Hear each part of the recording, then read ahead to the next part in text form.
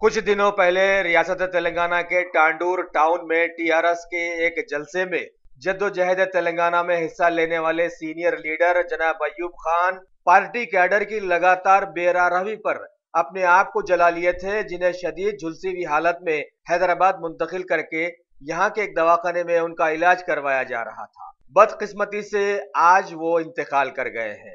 लाश टांडूर ले जाई गई और तदफीन वहीं पर अमल में आई।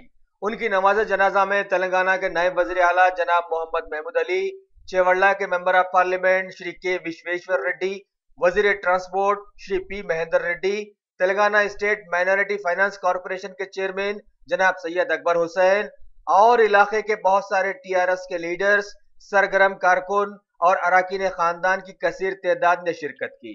आईएनडी टुडे ऐसे जांबाज टीआरएस कारकुन को खिराज अकीदत पेश करता है और हुकूमत से गुजारिश करता है कि कम अज कम अयूब खान के मरने के बाद हुकूमत उनके खानदान की किफालत में आकर मरहूम की रूह को तस्कीन पहुंचाए। साथ ही दूसरे कारकुनों की तरफ भी फौरन तवज्जो दे ताकि रियासत में ऐसे किसी दूसरे वाक़ये को रोका जा सके। బాధాకరం ఎంత కాస్ట్లీ ట్రీట్మెంట్ కూడా చేయించడం జరిగింది।